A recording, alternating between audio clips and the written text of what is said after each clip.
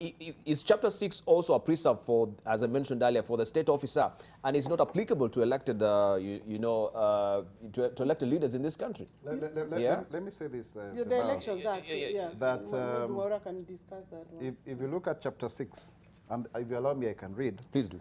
Article 73 starts by saying, authority assigned to a state officer, that is including a governor, is a public trust to be exercised in a manner that is, 1, is consistent with the purposes and objects of this Constitution, 2, demonstrates respect for the people, 3, brings honor to the nation and dignity to the office, and, let me go up to there, promotes public confidence in the integrity of the office.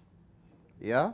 And then, in fact, let's just go ahead and say, vests the state officer the responsibility to serve the people rather than the power to rule them.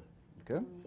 The guiding principle of leadership and integrity include, and it continues. So even without even going anywhere, and picking from where Professor Mwaura has said, that the issue of integrity is not even a question of you being convicted. It's not criminal culpability. It's a question of your own personal morality. It's a question of you knowing that when you continue to use your thorax and to force your way into funerals and meetings and making a mockery of our judicial system, you are actually exacerbating a worse situation. You're actually giving a thumbs up to the corrupt many that would see that you are clearing a way for them. And no, Alice is telling us here that she's a lawyer, and I'm very glad. Because you see, lawyers defend criminals. That's why we have criminal or whatever advocates. No. And also, we deal with administration of justice. It is also true. It is also true that lawyers. If you hear every lawyer, they are always right. All of them. That is why in Parliament, the lawmakers are not necessarily lawyers. They are laymen, like Professor Mwaura, like myself, and others, who really have common sense sometimes, because nobody is going to pay them to do that which is right. Because sometimes when lawyers are paid to support the people that they are defending, they can say anything to get away with it. What am I trying to say in short? We have to have a situation where we are a people of integrity.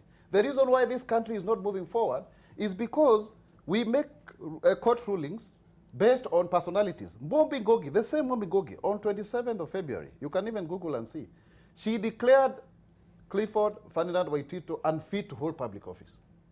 In the last election, the same Waitito we are talking about here was among the list of the people that were supposed not to be cleared by IEBC. Now, the court ruling by Justice Mombi is doing a very good justice because it shifts the burden of proof, the burdens of expediting the case to the one who is convicted. And it is very clear, it's 24 months. But we have a situation where the bar, people know that they will continue to drag themselves in court, continue to enjoy the perks of office, continue to use the same office to perpetuate illegalities. And it was very clear when Waitito could not even get bail. And one of the things that his lawyers were saying is because he cannot access his office. That is to mean then there's a difference between taxpayers and tax beggars.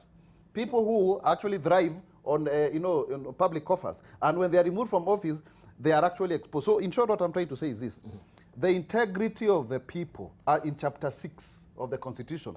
Mombi has actually declared the protection of elected leaders null and void.